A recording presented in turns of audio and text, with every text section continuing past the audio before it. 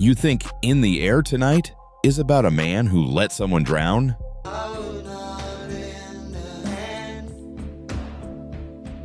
It's not. The real shock isn't the lyrics. It's a 5-second drum ambush that rewired the 80s. We'll show the studio accident that made it immortal. Summer 1980. In a quiet room at home, Phil Collins loops a humble Roland CR-78 drum machine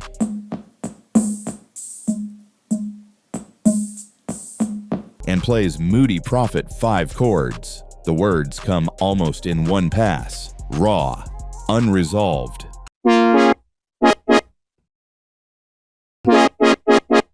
Weeks later, he takes that skeleton to London's Townhouse studio, where he and engineer-turned-co-producer Hugh Padgham set a rule: hold the live drums back, build tension first. The plan is simple. Intro and verses ride the CR-78 with sparse keys and that ghostly vocal. No big kit yet.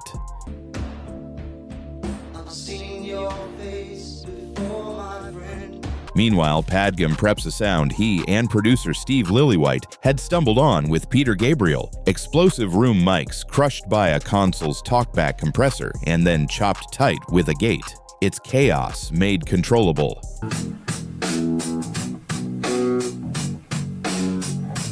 Release comes fast. The single lands in the UK on January 9th, 1981.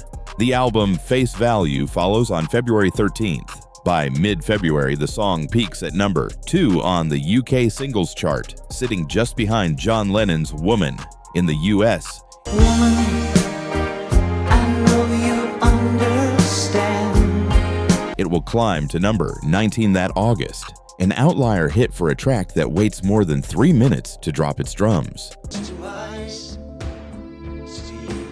The why behind that patience, the late entrance, the ambush, starts with one studio accident and a very specific signal path. Before we hit the famous fill, we'll open the lid on the hardware that made it bark. Meet the 4 hands that shaped the shock. First, Phil Collins, writer, singer, and, crucially, the drummer who agreed to withhold his own superpower until the song's breaking point. Second, engineer-producer Hugh Padgham, the ear who heard an error on a console's talkback path and turned it into a weapon. Third, producer Steve Lillywhite, who, on Peter Gabriel's sessions, pushed for huge, room-forward drums that broke the polite rules of the 70s. That experiment primed the pump for Face Value. Fourth, The Machine, Solid-State Logic's 4000 series desk at Townhouse Studio 2. Its listen mic path slammed room ambience with brutal compression. Add a fast noise gate and you get the bark with none of the tail.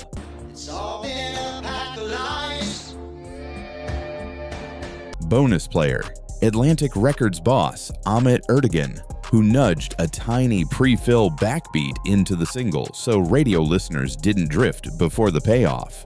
A human tweak to a technical miracle. In Townhouse Studio 2, the secret mic wasn't a mic at all. It was the SSL console's listen mic.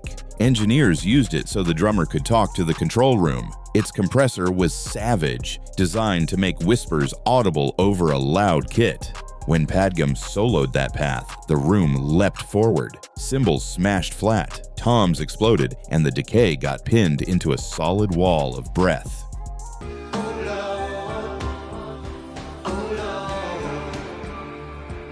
Now add a fast gate. The sound slams open when Collins hits, then snaps shut before the room can ring. You get punch without boom, thunder with no tail. That's the gated room signature. Padgham had tasted it with Peter Gabriel. With Collins, he turned it from texture into drama. The trick only works because Collins waits. 3+ minutes of drum machine and whispers prime your ear. So when the live kit finally detonates, that gated room doesn't just sound big, it feels like impact. First, the myth. For years, fans swore the song was Collins calling out a man who let someone drown. Collins has said that story isn't true. The lyric came fast and felt emotional, but it wasn't a confession or courtroom expose. Myth makes the song spooky. Craft makes it timeless. Second, the sound. Who invented that explosive drum character? Credit is shared. Padgham and producer Steve Lillywhite pushed Room Forward, brutally compressed drums with Peter Gabriel in 1980.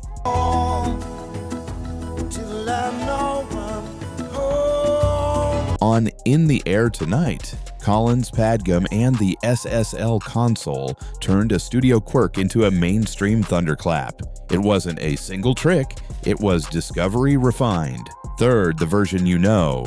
The album holds pure tension until the famous fill, but for the radio single, Atlantic's Amit Erdogan suggested a tiny backbeat before the payoff so casual listeners wouldn't drift. That human edit, barely there, changed how millions experienced the buildup. Let's hear what changed the world's ears. 4 quick ABs, each one isolating a choice the team made.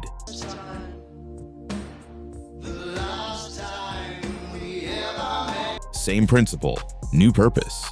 Gabriel used the sound as texture.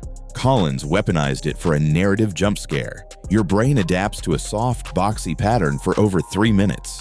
When real air and impact arrive, the contrast slaps. Literally, the fill isn't fast, it's just late, loud, and alive. The pulse helps casual listeners track time. It does not spoil the surprise. It's a nudge, not a reveal. Hear the tail disappear? That's the psychological trick. Your ear gets the hit and none of the decay, so the next hit feels like the first all over again. 4 choices: contrast, patience, compression, and gating add up to a single emotional event. That's why we still lean forward when the toms start tumbling. The fill didn't just echo in studios, it rewired screens.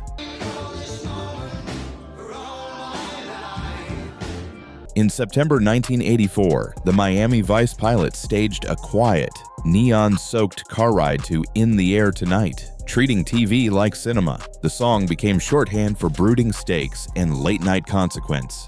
Then, August 31st, 2007, Cadbury's Gorilla ad, just a drummer in an ape suit, eyes closed, waiting. Then the fill.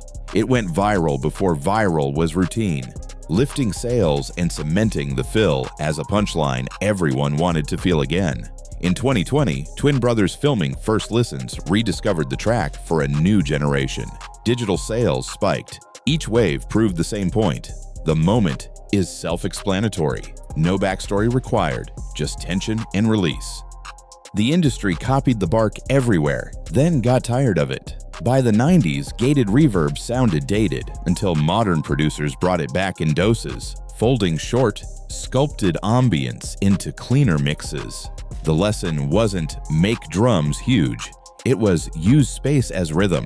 Live, the fill still detonates because the arrangement stays patient. Collins holds the kid off stage for most of the song. The band leaves headroom. The audience brings memory.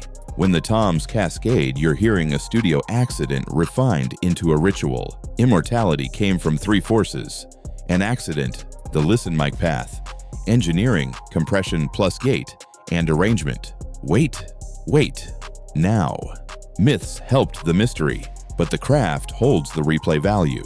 If you produce, save your biggest texture for the last third. Let contrast do the heavy lifting, and never dismiss a wrong signal path. If you're listening, remember why that fill lands. It's not just volume, it's the shape of silence around it.